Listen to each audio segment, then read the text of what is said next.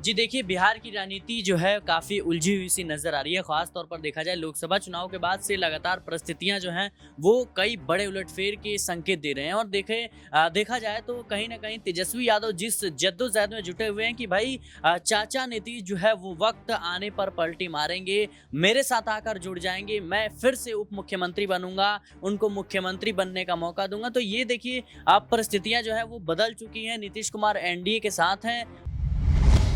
बिहार में होने वाले विधानसभा चुनावों से पहले तमाम राजनीतिक पार्टी के नेता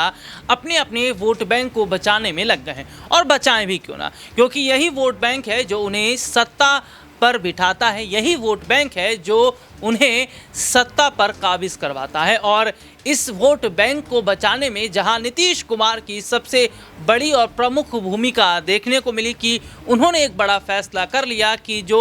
वक्फ बोर्ड की ज़मीन है उस पर मदरसे बनाए जाएंगे। लेकिन इनमें एक बहुत बड़ी बात जो है वो ये देखी जा रही है कि तेजस्वी यादव का भी फोकस मुसलमान और दलित वोट बैंक पर है। तो वहीं बिहार में अपनी नई शुरुआत कर रहे, अपनी नई पार्टी को एक नई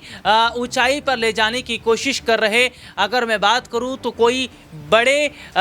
नेता हैं वो। और सीधे तौर पर अगर मैं बात करूं तो ये देखा जा रहा है कि प्रशांत किशोर क्या बिहार में जो करिश्मा करने का सोच रहे हैं या बिहार में वो मुख्यमंत्री बनने का सपना भी देख रहे हैं, तो क्या वो पूरा हो पाएगा। लेकिन एक सबसे बड़ी बात और अहम बात ये हो जाती है कि तेजस्वी यादव ने हाल ही में जो बयान दिया था कि 2025 में हम गठबंधन की सरकार बनाएंगे, तो ऐसे में देखा जाए गठबंधन की सरकार की अगर वो बात कर रहे हैं तो क्या फिर से जेडीयू के साथ आकर मिल जाएंगे, प्रशांत किशोर की पार्टी जनसुराज उसके साथ भी हाथ मिलाएंगे, और इन पार्टियों के साथ मिलकर क्या सीएम बन सकते हैं तेजस्वी यादव। अगर वो सीएम बनेंगे तो फिर नीतीश कुमार का क्या होगा। इसी मुद्दे पर आज हम बात कर रहे हैं, चर्चा कर रहे हैं,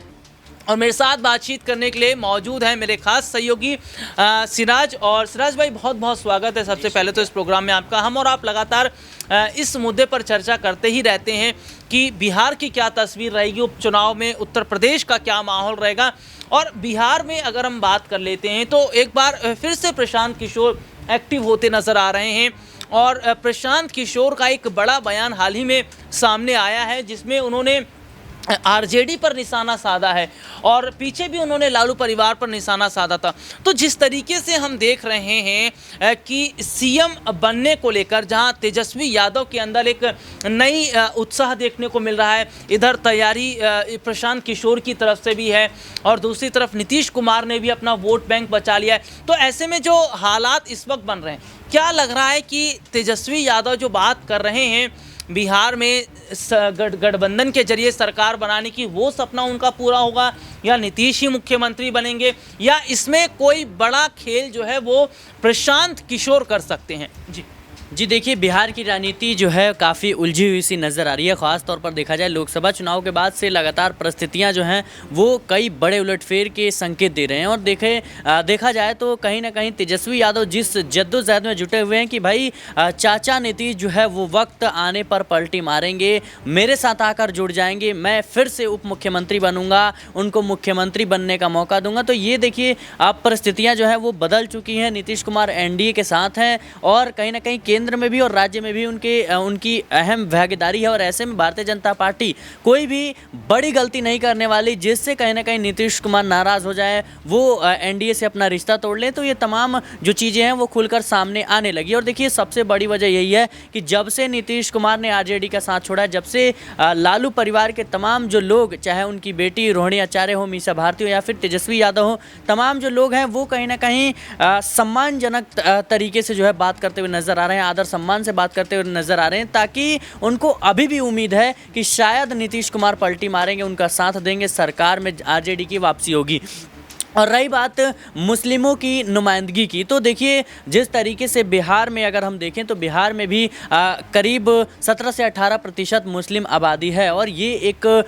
बड़ा अंक ज़रूर है आंकड़ों के लिहाज से। और देखा जाए तो इनको नज़रअंदाज करके आप बिहार के चुनाव में कुछ खास कमाल कर नहीं सकते। और देखिए नीतीश कुमार इसका सबसे बड़ा उदाहरण है। नीतीश कुमार भले ही शुरू से ही एनडीए के साथ रहे हैं, एनडीए भारतीय जनता पार्टी के साथ मिलकर उन्होंने सरकार बनाई है, लेकिन कहीं ना कहीं कभी भी उन्होंने जो सेकुलर वाली राजनीति है उसको छोड़ी नहीं है। लगातार आप देखिए कि अभी हाल ही में एक प्रमुख एग्जाम्पल आपको बताना चाहूँगा कि संसद में वक्त बिल संशोधन का जो मैटर है वो सामने आता है। उसके बाद देखा गया कि ललन सिंह जेडीयू की तरफ से इस बिल का समर्थन कर देते हैं, लेकिन अगले ही दिन नीतीश कुमार यह ऐलान कर देते हैं कि वक्फ बोर्ड की ज़मीनों पर वक्फ बोर्ड की ज़मीनों पर जो है वो कहीं ना कहीं नीतीश सरकार 21 मदरसों का निर्माण करवाएगी। तो ये अपने आप में दर्शाता है कि मुस्लिम जो समुदाय के लोग हैं वो हमेशा से ही चाहते हैं कि वक्फ बोर्ड की ज़मीनों पर जो उनके समाज की बेहतरी के लिए जो काम हो वो किया जाए। और मदरसों का निर्माण करवाना नीतीश कुमार ने अपने आप में एक बड़ा संदेश जरूर दे दिया है कि भाई हम कहीं ना कहीं भले ही भारतीय जनता पार्टी के साथ है, लेकिन अभी भी हम कहीं ना कहीं मुस्लिमों की नुमाइंदगी कर रहे हैं और मुस्लिमों के विकास के लिए हम बड़े कदम भी उठा सकते हैं। सराज भाई, मेरा एक सवाल ये भी रहेगा कि प्रशांत किशोर का अगर हम जिक्र करते हैं, जो चुनावी रणनीतिकार हैं, इन्हें माना जाता है राजनीति के चाणक्य ये भी कहे जाते हैं, और इन्होंने कई बड़े बड़े नेताओं के साथ काम किया है, चाहे वो प्रधानमंत्री नरेंद्र मोदी हो या पश्चिम बंगाल की मुख्यमंत्री ममता बनर्जी या दिल्ली के मुख्यमंत्री अरविंद केजरीवाल, नीतीश कुमार के भी साथ काम किया है। इन बड़े नेताओं के साथ काम भी किया है, इनकी सरकार को भी बनवाया है। तो फिर आखिरकार ऐसी क्या वजह है कि बिहार में इन प्रशांत किशोर को कम आंका जा रहा है? ये कहा जा रहा है कि प्रशांत किशोर 4 सीट भी ले आएँ तो बहुत होगा, 3 सीट भी ले आएँ तो बहुत होगा। तो क्या प्रशांत किशोर का जनाधार बिहार में नहीं है, या वोट बैंक नहीं जुटा पा रहे हैं? और अगर वोट बैंक नहीं जुटा पा रहे हैं तो क्या उनकी रणनीतियाँ अपनी पार्टी के लिए, खुद के लिए सही साबित नहीं हो पा रही हैं? जी देखिए, जाहिर सी बात है ये काफ़ी अहम सवाल बन जाता है, क्योंकि प्रशांत किशोर ज़मीनी तौर पर लगातार काम कर रहे हैं और बिहार में जिन चीज़ों की ज़रूरत है, ख़ास तौर पर रोज़गार, फैक्ट्रियाँ हो या फिर कहीं ना कहीं किसानों को लेकर के मुद्दा हो, शिक्षा व्यवस्था, स्वास्थ्य सुविधाओं को लेकर के तमाम तरह के जो ज़रूरी मुद्दे हैं उसकी बात ज़रूर करते हैं। लेकिन आपको यह समझना होगा कि ख़ास तौर पर उत्तर भारत में जो जातिवाद की रणनीति है, राजनीति है, वो खूब देखी जाती है। और यही वो बड़ी वजह कि आज भी आज़ादी के इतने साल बाद बिहार जो है विकास से लंबे समय से दूरी उसकी रही है और बिहार कहीं ना कहीं धीमी रफ्तार से बढ़ता हुआ नजर आ रहा है। आप देखिए कि भले ही प्रशांत किशोर जो है बेहतर तरीके से काम कर रहे हैं और कहीं ना कहीं तमाम मुद्दों को रख रहे हैं, लेकिन जाति फैक्टर अभी भी उत्तर भारत में, खासतौर पर उत्तर प्रदेश और बिहार में ज़रूर देखा जाता है। और देखा जाए तो कहीं ना कहीं यही वो बड़ी वजह है कि लगातार प्रशांत किशोर को कहीं ना कहीं मुस्लिमों की नुमाइंदगी करनी पड़ रही है और उनके पक्ष में भी लगातार वो बात करते हुए नजर आते हैं। और इसके अगर विपरीत हम देखें तो कहीं ना कहीं जो आरजेडी है वो लगातार मुस्लिम और यादव वोट बैंक को समेटने का कार्य करती है, जिससे कहीं ना कहीं एक बड़ा तबका है और उनको साधने से कहीं ना कहीं राजनीति में ज़रूर फ़ायदा मिलता है। तो देखिए, राजनीति में ज़रूर अच्छा काम करने की तलाश में, अच्छे काम करने की ओर कदम उठा रहे हैं, लेकिन जाति फैक्टर जो है अहम है और इसीलिए कहा जा रहा है कि कहीं ना कहीं प्रशांत किशोर उतनी कामयाबी बिहार की राजनीति में हासिल नहीं कर पाएंगे। सराज, अगर बात करें तो कई नामों की हम चर्चा कर रहे हैं, लेकिन एक नाम हमसे छूट रहा है और वो नाम बहुत मुख्य नाम है, वो है चिराग पासवान का।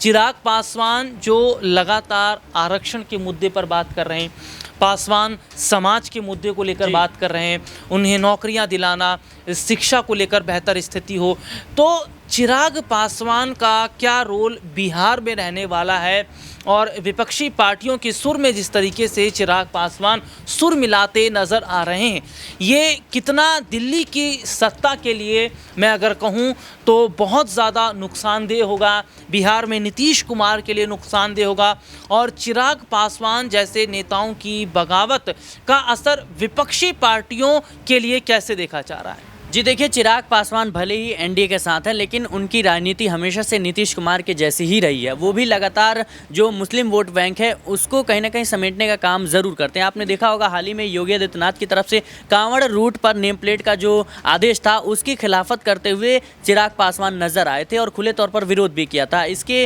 अगर आप और उलट देखेंगे तो कहीं ना कहीं हाल ही में जिस तरीके से पासवान समाज के लोगों ने अपनी मांगों को लेकर के प्रदर्शन किया, लेकिन उन पर लाठीचार्ज हो गया, उस मुद्दे को लेकर के भी चिराग पासवान पर कई सवाल उठ रहे थे कि भाई चिराग पासवान की भागीदारी है सरकार में, नीतीश कुमार से लगातार मिल रहे हैं, लेकिन मुद्दे क्यों नहीं उठा रहे हैं। तो चिराग पासवान की तरफ से भी ये कहा गया कि इस मुद्दे को लेकर के सीएम नीतीश कुमार से बात हुई है और कहीं ना कहीं फैसला अभी तक नहीं आया है, या खुलकर अभी तक चिराग पासवान की तरफ से कुछ भी बयानबाजी जारी नहीं हुई है। देखिए, और दूसरी बात यह है कि भले ही एनडीए के साथ चिराग पासवान है, लेकिन भविष्य में क्या रहेंगे इस बात को कहा नहीं जा सकता, क्योंकि देखिए राजनीति में हर किसी की अपनी महत्वाकांक्षा होती है, हर किसी की अपनी एक तमन्ना होती है और चिराग पासवान जाहिर सी बात है खुद को मुख्यमंत्री के तौर पर ज़रूर देख रहे होंगे। आने वाले समय में वो अपनी पार्टी के जरिए जो है बिहार की सभी सीटों पर चुनाव लड़ते हुए भी नजर आ सकते हैं, भारतीय जनता पार्टी का विरोध करते हुए भी नजर आ सकते हैं आने वाले समय में। आप देखिए कि एनडीए में रहते हुए जिस तरीके से तमाम भारतीय जनता पार्टी के नीतियों पर सवाल उठाते हैं, नीतीश कुमार की नीतियों पर लगातार वो सवाल उठा रहे थे, भले ही आज वो एनडीए के साथ हैं, तो जाहिर सी बात है राजनीति में संभावनाएं जो हमेशा बनी रहती हैं और चिराग पासवान का अगर जो मकसद है वो पूरा नहीं होता है या फिर इन तमाम मुद्दों के जरिए उनको दलित वोट बैंक, मुस्लिम वोट बैंक का खामियाजा उठाना पड़ता है, तो जाहिर सी बात है वक्त आने पर कुछ बड़ा उलटफेर ज़रूर कर सकते हैं। जी, बहुत बहुत शुक्रिया सिराज भाई। और लगातार देखिए हमने जो चर्चा की बिहार को लेकर, उसमें एक बात जो है वो ये निकल कर सामने आती है कि क्या बिहार में वोट बैंक वाकई बंटने वाला है और सबकी नज़र केवल दो वोट बैंक पर है, एक मुसलमान वोट बैंक और एक दलित वोट बैंक, और होना भी चाहिए क्योंकि सुप्रीम कोर्ट का फैसला आरक्षण को लेकर जो आया, ये विपक्षी पार्टियां जोर शोर से उठा रही हैं। वक्फ बोर्ड में जो संशोधन किया गया, इस मुद्दे को भी विपक्ष ने उठाया। अब ये दोनों मुद्दे विपक्षी पार्टियों को बिहार में कितना मैं अगर कहूँ तो असर डालेंगे, बिहार चुनावों पर कितना फर्क पड़ेगा, इस मुद्दे पर हम लगातार आगे भी चर्चा करते रहेंगे। और फिलहाल मैं अपने दर्शकों को बता दूं कि देश और दुनिया से जुड़ी तमाम बड़ी खबरों को हम अपने चैनल के माध्यम से जनता तक पहुंचा रहे, लेकिन हाँ, एक महत्वपूर्ण बात ज़रूर बताना चाहूँगा, जैसे कि चुनाव अब जल्द ही शुरू होने वाले हैं, कई राज्यों में विधानसभा चुनाव होने वाले हैं, उपचुनाव उत्तर प्रदेश में होने वाले हैं, तो चुनावों से जुड़ी जितनी भी बड़ी अपडेट है अपने चैनल के माध्यम से वो भी हम अपने दर्शकों तक पहुंचा रहे हैं। तो चुनावी खबरों से जुड़ी तमाम बड़ी जानकारियां, इसके अलावा देश और दुनिया में क्या चल रहा है, ये भी जो जानकारी है हम अपने दर्शकों तक ऐसे ही पहुंचाते रहेंगे। फिलहाल आपको क्या लगता है इस मुद्दे पर आप लोग कमेंट करके ज़रूर बताइए। आज के लिए इतना ही, आपसे फिर दोबारा मुलाकात होगी, तब तक के लिए इजाज़त दीजिए, नमस्कार।